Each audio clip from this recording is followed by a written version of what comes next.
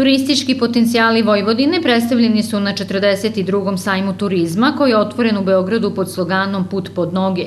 Vojvodina se nalazi u 33 evropske regionu u okviru Next Ture, kaže Nataša Pavlović, direktorka turističke organizacije Vojvodine. Na štandu turističke organizacije Vojvodine će biti brojne prezentacije onoga što smo pripremali za vas sve u toku prethodne godine i u toku ove godine. Akcenat ove godine je na aktivnom odmoru, na ruralnom turizmu, a dole možete u galeriji pogledati rezultate projekata prekogranične saradnje gde smo unapredili kulturnu rutu Srema. Dakle, turistička organizacija Vojvodine je bila partner na ovom projektu sa partnerima iz Hrvatske i sa partnerima iz Srbije, sa Ekonomskim fakultetom iz Subotice, sa Fondom za evropske poslove.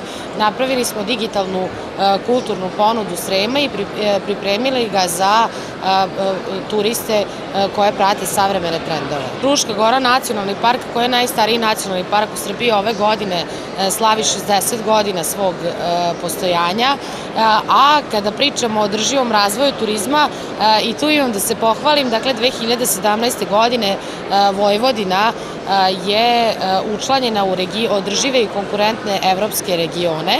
Dakle, u ovoj mreži, Next Tour se zove mreža, čije je sedište u Briselu, nalazi se ukupno 33 regiona, a Vojvodina je jedini region van Evropske unije koji se nalazi u ovoj mreži. Ja moram pomenuti samo par regiona koji su tu, čisto da bi mogli da vidite ko je tu sa nama i ko radi upravo na ovome o čemu ste rekli.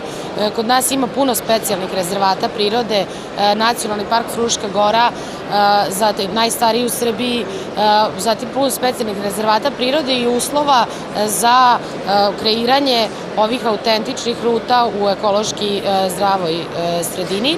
A kada pričamo o Next Tour mreži, mi smo jedini van Evropske unije, a ovde su regioni kao što je Toskana, kao što je Andaluzija, kao što je Sardinija i veliko mi je zadovoljstvo jer smo uz podršku pokrajinske vlade ušli u ovu mrežu održivih konkurentnih regiona, a isto tako ćemo u junu mesecu ove godine održati konferenciju na tu temu pod nazivom Bolja mesta za život, bolja mesta za posetiti, gde ćemo uticati i na lokalno stanovništvo.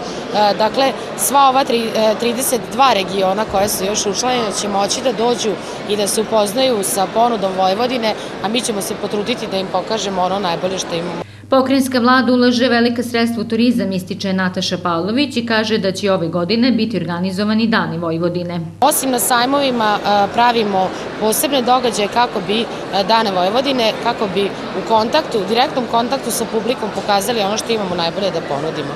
I upravo to je proizvod našeg rada i ne samo turističke organizacije Vojvodine, nego i lokalnih turističkih organizacija sa nama koje zajedno posluju sa nama dugi niz godina.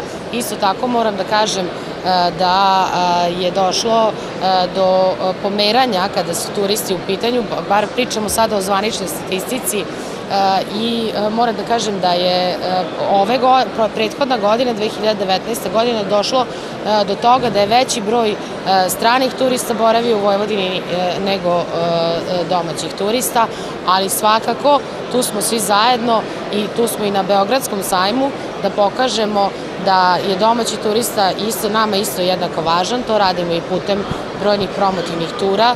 Sajam turizma je otvoren do 23. februara, štand turističke organizacije Vojvodine se nalazi u hali 4.